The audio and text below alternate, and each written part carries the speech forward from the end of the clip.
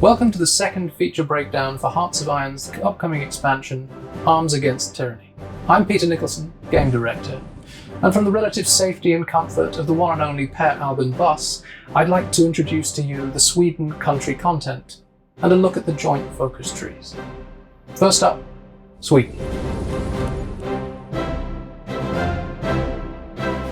Historically, Sweden actually ties back to the First World War, where they got embargoed by the Brits and the entire Entente because they were trading with Germany. That's kind of modeling game that if Sweden comes under a certain stability, people are going to be pissy about it. So it's kind of a balancing act, trying to figure out how to navigate when to rearm, but also you're getting rid of your welfare state, so people are going to be a bit more angry, and you gotta make sure that you don't get those nasty strikes. In-game, even if you're going through the historical branch, you're eventually gonna end up joining probably the Allies. Eventually, you're gonna enter the war trying to either save Norway or Denmark, which probably by that point has fallen. But yeah, Sweden is kind of unique. It had the biggest fleet of the Nordic countries. It actually had one. It also had a solid arms industry, so there's a bit more economics to play with compared to the other countries which either just imported everything or didn't have that much in terms of in-house domestic military equipment. So you can actually build a fairly big navy and a fairly big air force or a fairly big army, but you probably can't build all of the stuff that you want to, but you can kind of hyper specialize. So as mentioned before, Sweden had a pretty big military industry, Bofors obviously, but it also had one of the biggest dockyards in the world at that point. But it also had a bunch of smaller weapons manufacturers. It formed Saab during the Second World War in the middle of it.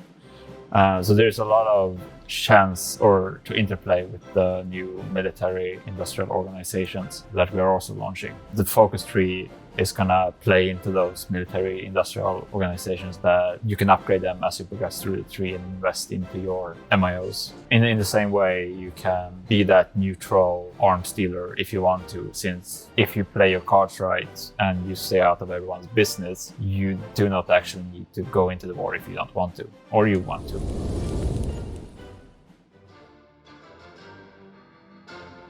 It's going in.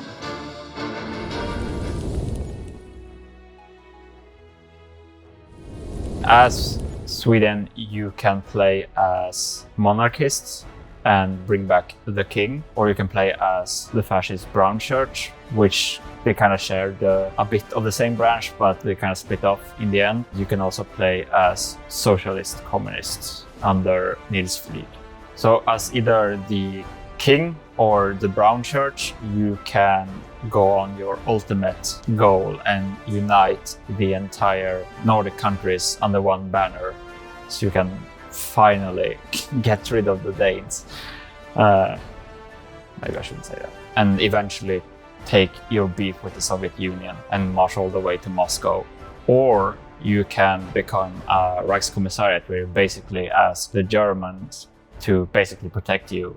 And if you're very nice, you can actually get some territory from them. As the communist, you either team up with the Germans against Stalin, or you team up with the Allies against Germany, depending on who your leader is. They were kind of split in the middle ideologically.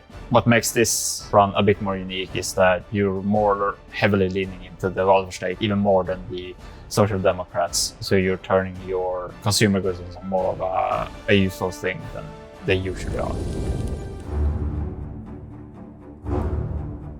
Historically, Germany had a lot of iron ore, but it was kind of low grade, so they relied very heavily on imports from either France or Sweden until the fall of France, where they kind of got all the steel that they needed from France. But even so, a lot of the high-grade steel came from Sweden or from other minor sources. In-game, this has been represented with reshuffling a bit of where the resources are located, not only to give better historical context, but also because it kind of incentivizes the access to fight maybe in areas where they didn't need to fight before, or that they need to use trade as a bigger factor in how they feel their war machine.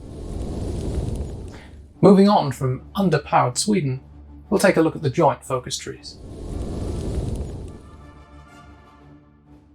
To be blunt, in Hearts of Iron, we've always had the issue of minor nations needing to annex all the other minors around them. And if you're playing with friends, it means nobody else can play as Estonia, for example. This is why we're introducing joint focus trees that would allow you and your friends to play cooperatively, working towards a single focus tree. This joint focus tree has the ability to be completed by several of the nations of these 3 new unique factions. So if one country completes one, they all get benefits. In the case of this expansion, we have the Nordic Council, the Union of Scandinavian Socialist Republics, and the Kalmar League, as 3 alternative alliances that you can form and fight together.